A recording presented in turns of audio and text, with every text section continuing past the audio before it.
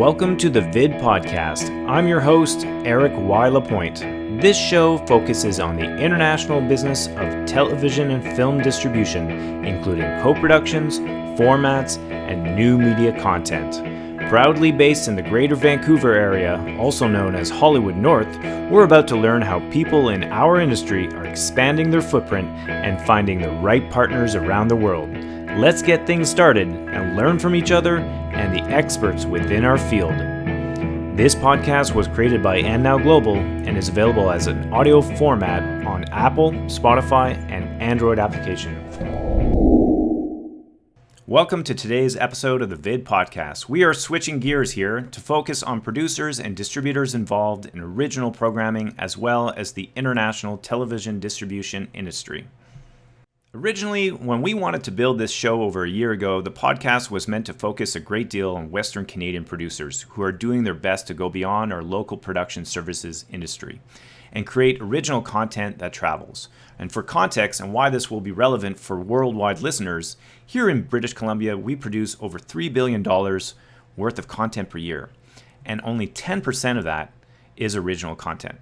10%. This is partly why I wanted to start this show, to focus on the group of quality Vancouver producers that create some of the world's most famous content, without really getting the credit for doing the work. Local producers are hungry to make their own content, so Vancouver creates the perfect laboratory for such a podcast.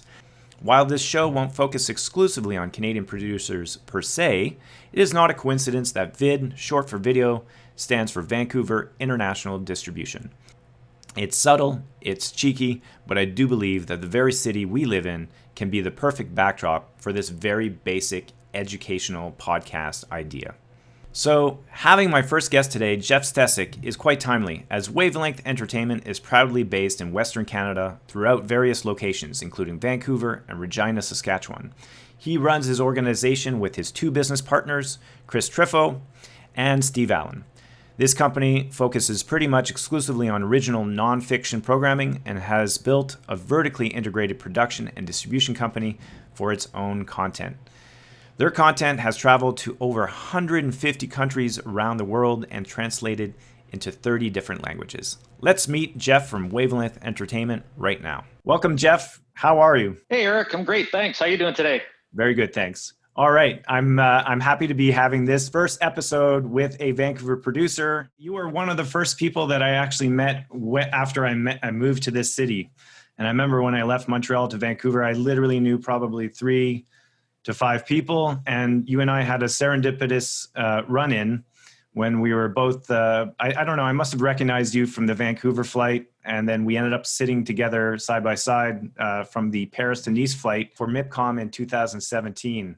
So it's pretty neat that we met that way and that we've gotten to know each other since that time. Yeah, I remember it looked like it was yesterday, but on the other hand, it seems like it was so long ago in a different time. But I remember it's a long flight from Vancouver to Paris, and the last thing I usually want to do is talk to somebody on an airplane, especially on that last stretch from Paris to Nice. But one thing I really remember that I will always remember is I was thinking, like, this is one of the nicest guys I've ever met on an airplane. And then my next thought was, he's got to be Canadian. And sure enough, he's not only Canadian, he's a fellow Vancouverite, which is awesome. Now I am, yep. And the sign behind me is just last year at MIPCOM, you told me, bring that home because you might need to put it up in your office. And so here it is. It's my new Zoom backdrop for the rest of the year. Let's talk a little bit. Let's learn a little bit more about you. And one of the things I want to start doing with this podcast is to find out how people got into this industry in the first place.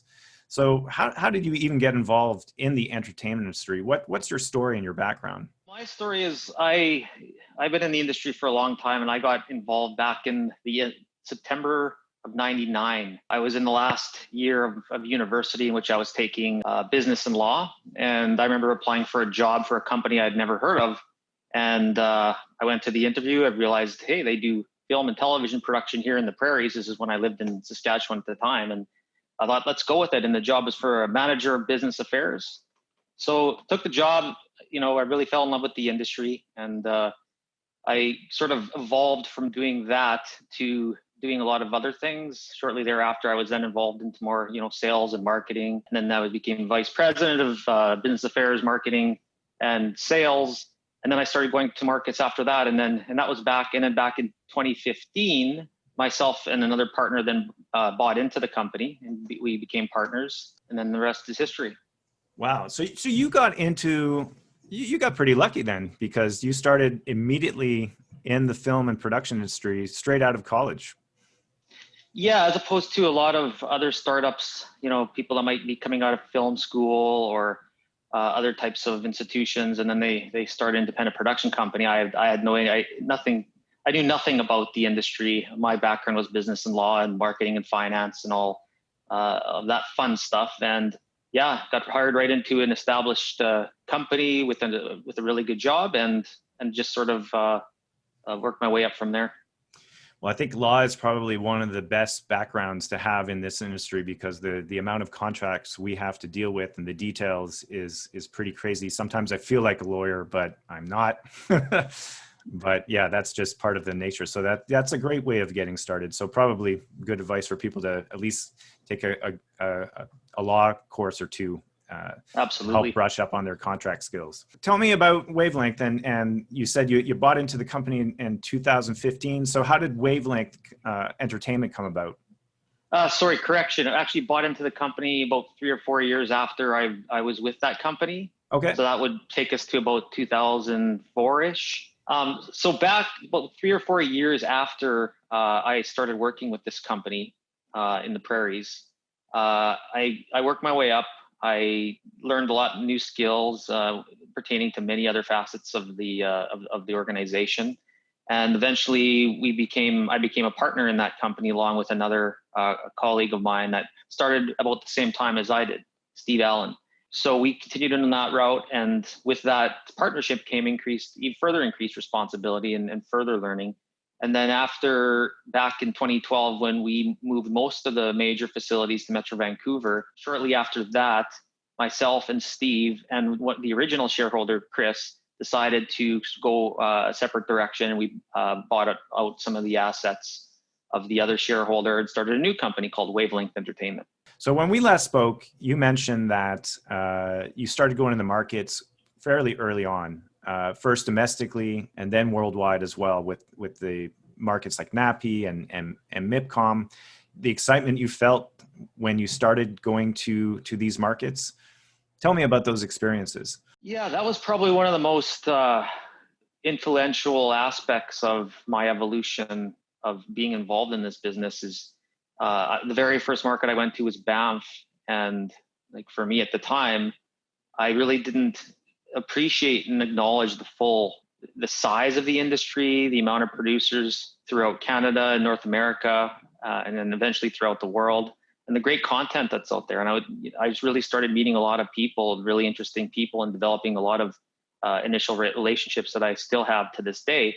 And then eventually when I started going to the bigger markets like NAPI, when at that time it was in Vegas, and MIPCOM in south of France, that really was the icing on the cake in terms of here's all of these, tens of thousands of producers from around the world, distributors of all kinds of content, doing all kinds of things. And it really made me fully appreciate and acknowledge how big the industry really is, and how many people are involved, and how, in some ways, how small the world is.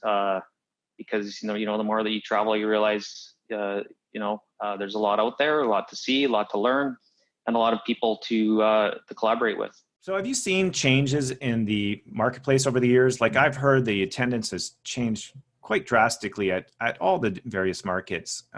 So what's the shift that you have seen between 2005 and today? And forget the whole notion of virtual markets. I'm just talking about the physical markets that we were seeing back in 2019. What's the shift that you have seen?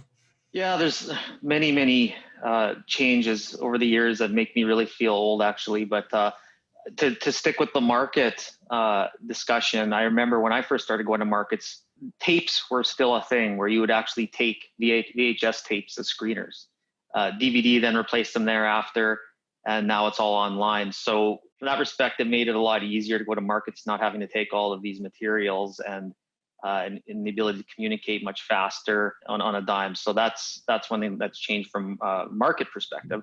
From an original programming perspective, I joined the industry right at the beginning of the boom in the specialty channels. Yep. So I saw a lot of more content being made from many different broadcasters than I had ever seen at that time. It was a lot easier to get greenlit. There was a lot more dollars to go around. There was emerging specialty channels for every genre and every sort of thing manageable. And it was a lot easier. I remember at that time we'd have so many shows in production that we had full-time staff of hundreds of people. Wow. Just to accommodate and to produce everything that we were doing. And at that time it was with like one of our major clients was History Television and that ownership group, as well as local, as well as an international co-pros. So now with the media consolidation, it's a lot more competitive. Traditional broadcasters have less ad revenue and less money to spend. So, you just really need to up your game, and you only, rather than taking, just a concept to a broadcaster, unless it's a very trusted advisor, you really need to have your projects developed. And not only do they need to be developed, you need to have that competitive advantage, whether it's that access or those unique characters or a very unique way to do something. Nowadays, just a great idea just doesn't cut it. In the nonfiction world, there's so much more that you need. And that's where co-productions and collaborations are really essential. In the 2000s, you said that's when there was a boom in specialty channels and easier to get green lit.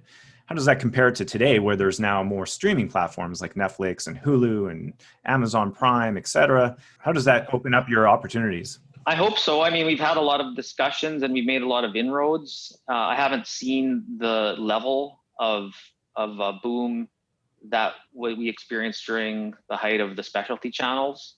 But I'm hoping, and we're positioning ourselves to take advantage of that because I think it's still very early. But I think there's plenty of room for growth, and there's going to be a lot of opportunity as a result. And you were talking about development before. I'm just curious, like, what percentage do you focus on development versus production?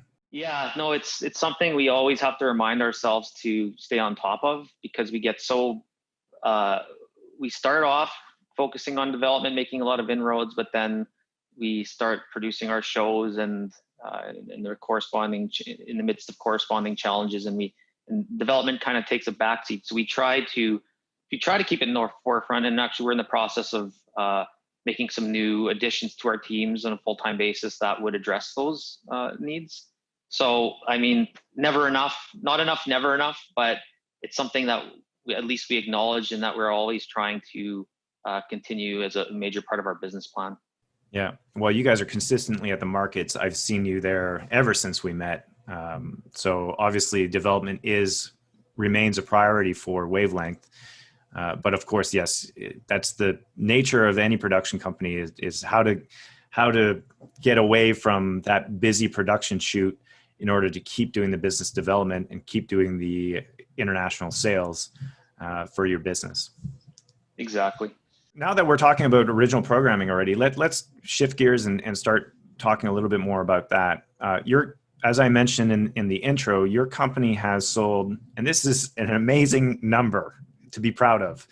You have sold to over 150 countries around the world, and your titles have been translated into 30 different languages.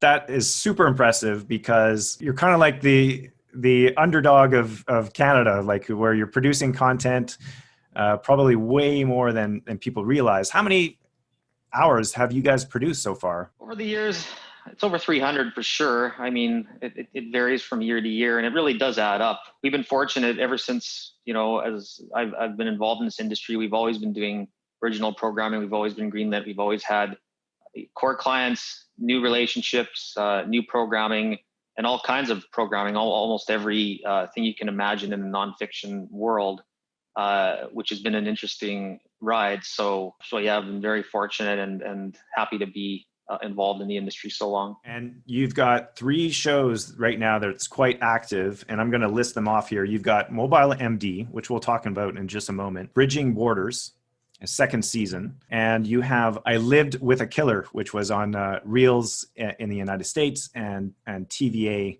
in Canada. And I remember you showing me, you were in development mode with Mobile MD, and you showed me a long time ago the concept and show me some photos of what you were working on. How do you find these great stories? So because we do original programming, 90% of what we do is original programming. It starts off on the individual level. So usually what happens is myself, or two of my other partners, or somebody else that we work with as a core member of our team, we just have to find things that inspire us. It could be things that we're passionate about. It could be things that anger us and social injustices that we want to cure. Anything that we think that in which there's a story that needs to be told, it's everywhere. That's why, in contrast to a lot of my friends and colleagues that are giving up social media, I don't think I can, because it inspires so many different ideas in all of us, good and bad. And so, yeah, when you get into that creative mindset, you have to determine when that is, and you just come up with original ideas, whether it's an article you read, whether it's a person you're talking to, because everybody watches TV or has watched TV at some point. Everybody's passionate about different things. So that's where it starts. And from the individual level, then it goes to our team level, which is me and Chris and Steve, my two other partners. And then we'll talk about it, and that'll sort of brainstorm further ideas. And a lot of projects will start off as just an initial concept, and they'll evolve into something that's takes on a whole new life of its own, comprises just a very unique sellable format. And then from there, you take it to your trusted advisors, which could be distributors, agents. It could be clients that you've worked with for a long time that are open to taking ideas and providing feedback at an early stage. So that's sort of the process. Now, in addition to that, we have a development that works in that capacity, and many other different ways to proceed with that. And then a lot of times we'll have projects that come to us from co-producers, from individuals. That makes up a large chunk of our original programming too. Like I Live with a Killer was brought to us by Breakthrough Entertainment, for example. So all of these things really stress the importance of collaboration in international markets, international clients, always looking at new opportunities, not just in our industry. It could be in any industry, because really the key is finding unique characters, unique access, great stories to tell. Because to go back to what I said earlier, is that with original programming, it's just not enough to have a good idea, and it's just not enough to be experienced. You need that idea that no one else can do. That you need that project that no one else could do, because you have that access, you have that great talent, you have that great story, or whatever it might be, or those great materials, found footage, whatever, right? That's and you always have to be willing to broaden your horizons. And that's where a lot of these workshops, virtual workshops, make it a lot easier. Co-productions, partners that do what you don't do, just constantly learning, constantly evolving, constantly researching. And it makes it a lot easier to research by virtue of the fact that we have unlimited information at our fingertips, unlimited contact information. You can do meetings by Zoom. You can contact anywhere at any time.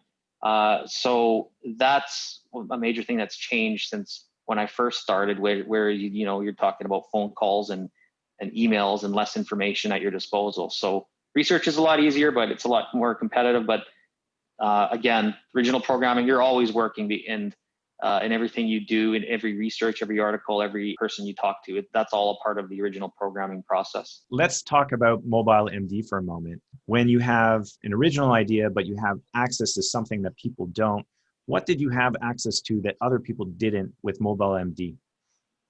Yeah, so that's a good example. So we have a core client, which is Rogers Media, City TV, and we try to always do some original programming for them every year. And so one of the other ideas that we were pursuing, which required key access, was very difficult and taking much longer. So we had to have a few different projects in the air at a given time. So we were producing a corporate project in conjunction with an ongoing client we have called the Saskatchewan Union of Nurses, which deals with all types of health related. And so one of the people that we interviewed in conjunction with that, her name was Dr. Sam Henley, and we thought at that time, she has a lot of potential for an ongoing series. She's very intelligent. She has an incredible background story. And that, combined with the actual format of the show, would lend itself well to something that we thought would resonate with audiences throughout the world. And sure enough, we actually didn't even have a development phase on that show, because it was urgent that we had to produce something for Rogers Media. So we went straight and did a 1 hour, half hour episode pilot. And and they liked it. And so they picked it up, and we're now in season 2 on that. And, it's only gotten better. The stories have improved. The doctors, on-screen ability is improved. Everything's really, really great. And so we're really happy with how it turned out. What I like about that story is, and I've heard this from other producers, is like, how do you take your production services work, which you guys have a very small amount of compared to like a totally on the flip side with a more 90% original programming and 10% production services. But how do you take those production services jobs and have it be a way to help you develop so that you can find that original programming? So I've heard that from other producers, and that's a clear example of something you did that gave you access to something that nobody else had.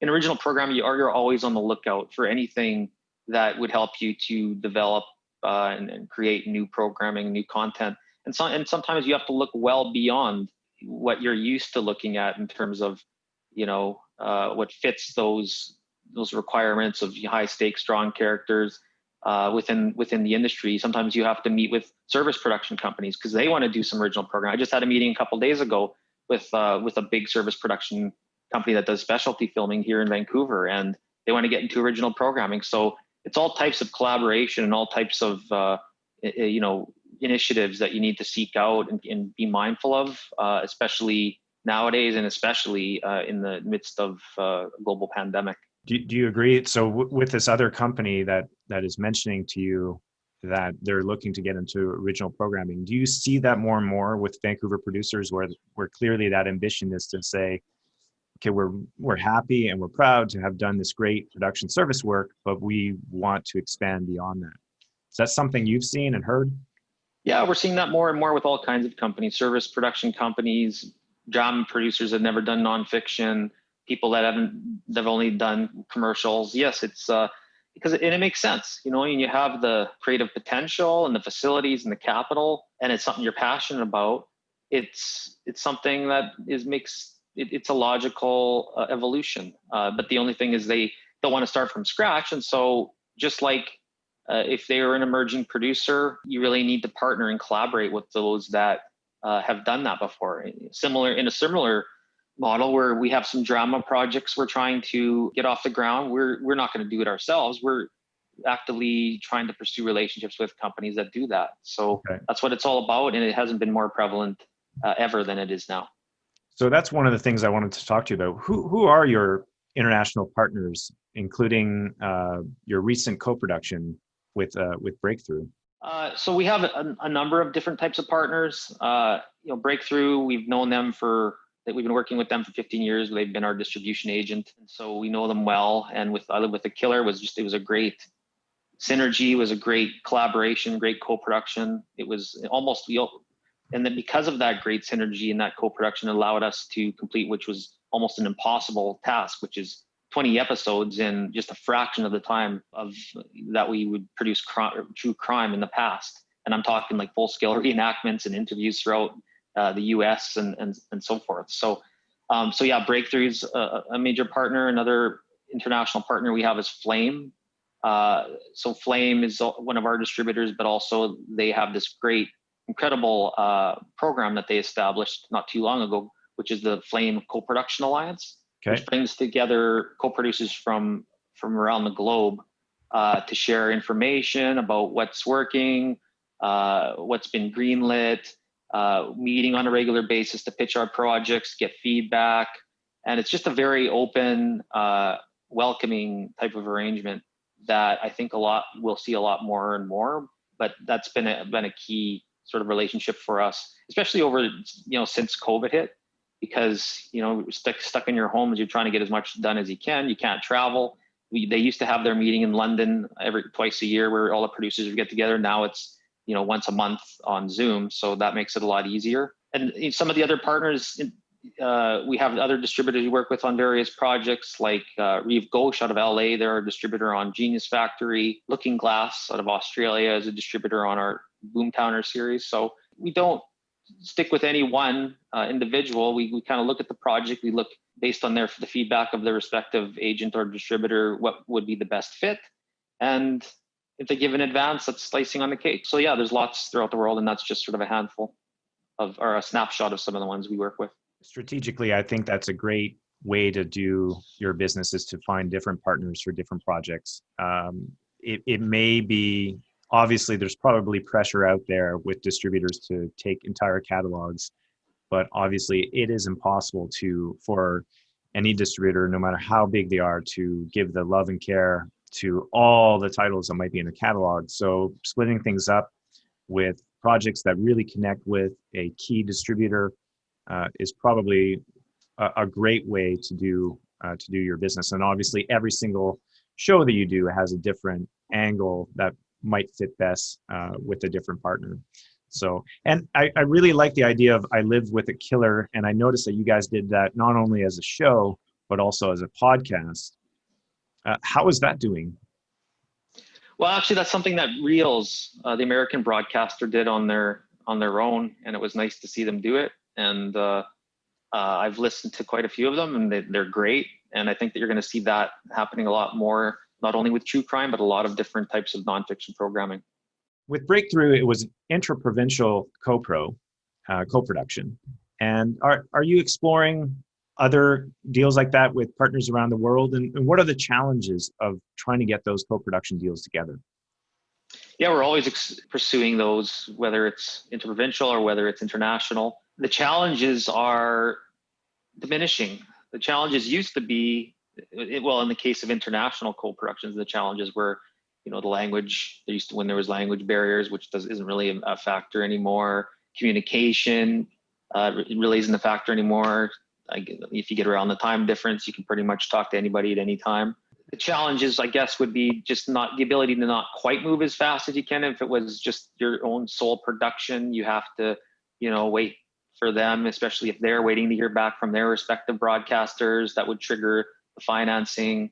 There's paperwork and bureaucracy if it's a treaty co-pro. Yep. But the advantages far surpass those challenges, and so that's why it's a major component of our ongoing business plan.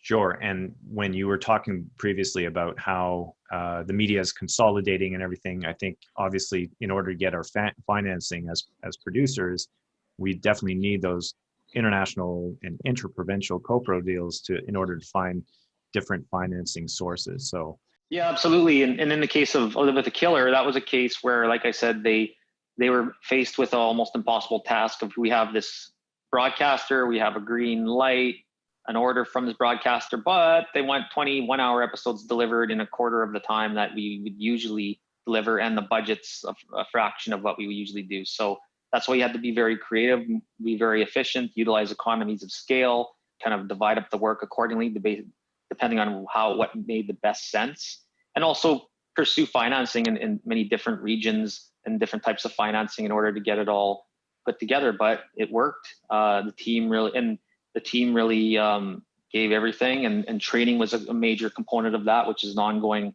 initiative of ours, is all constantly training new talent, and for all kinds of positions, whether it's crew or even producer or production manager.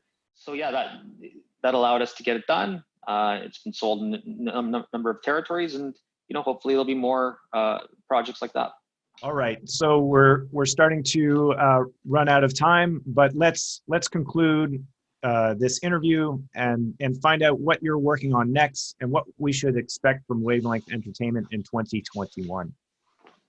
Yeah, so we're actually doing more episodes of Mobile MD, so it's an ongoing thing, and it's getting even bigger and better, and we're very proud of it and very excited about it. We're also doing virtual reality components for that show that we're working on right now, and will be delivered in conjunction with that.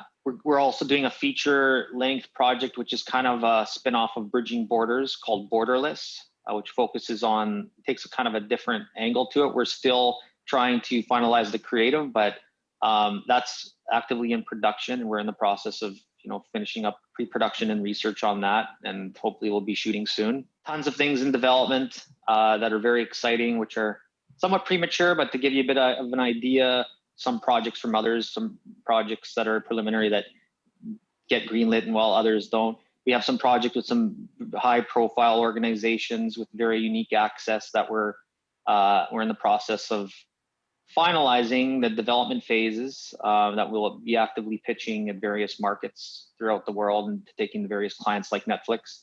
There's tons of those. There's an potential international co-pro with Germany. There's a couple co-pros with the US, one of which is, outside our norm. It's more of a lifestyle type show.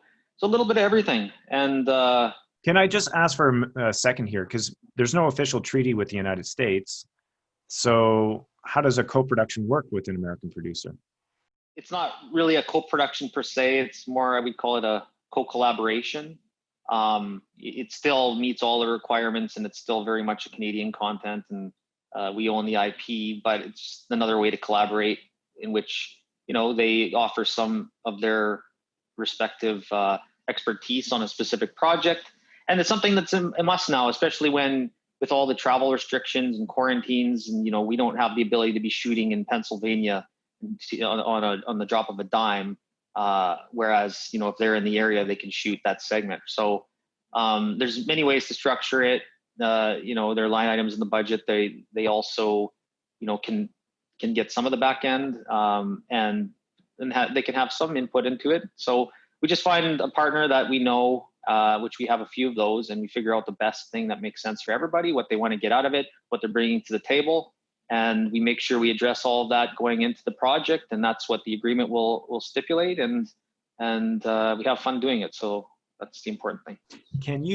I'm still curious about one last thing. The VR component for mobile MD, can you give us a hint of what that might look like? Yeah, so it's going to be 360 video. We did something similar with our Bridging Borders series. So we do a separate episode, not as long in length, usually about 10 to 15 minutes, that we would use with 360 cameras. And we try and pick stories for that lend itself well to that type of a format. So something that people actually, there's stuff for things for people to see around them, whether they're wearing a headset, using their phone or their laptop or whatever it might be. So in this episode, if everything comes together, we're doing a story that involves snowboarding, it involves motorcycles, it involves airplanes, all in the same story. So I think it should make for a pretty cool experience for the viewer. And it's just another thing. It's just another way to augment that series and get it on other platforms, whether it's Oculus or Samsung or whatever it might be, and to just broaden our ability to tell different stories and how to tell them and how people are going to watch them. So Jeff, thank you so much for joining me today and being so generous with your time and sharing your information.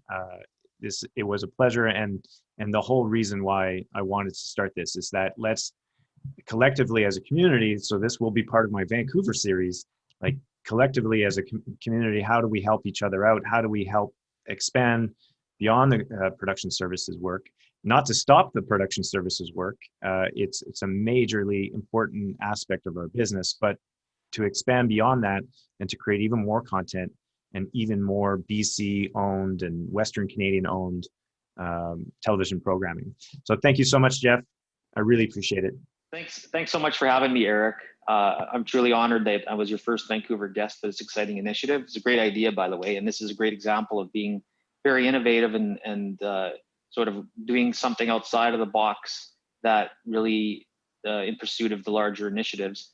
But to go back to my further example of why it's so important, not only in original programming, but this industry as a whole, to always have those relationships. Is here we are, two guys that met on an airplane, and we're having this podcast. We're friends, and we're hoping to work together. And in which, further to that, I have a project I'm going to send to you after this, from a guy who's actually right in White Rock that has a comedy series that he's trying to get off the ground. And so Cool.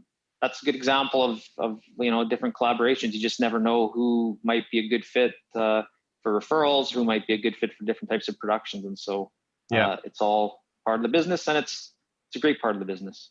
These are those serendipitous moments that I really appreciate, and for me, the way I treat my networking is to always do it with the idea of sharing and talking, and not necessarily worrying about, is this going to turn into a transaction? And that's what I appreciate about our relationship, is that's exactly what it's turned into. Somebody that we can call up and say, hey, how does this work? And we've done that on both sides before. So thanks again, Jeff. It has been a pleasure, and we'll talk very soon. Thanks, Eric. Appreciate it. Take care. Take care. Bye. Okay, bye. And that was today's episode of the VID Podcast with my guest, Jeff Stecyk of Wavelength Entertainment. And thank you to the Wavelength Entertainment team, as well as Nightwood for the music. Thank you for listening, and see you next time.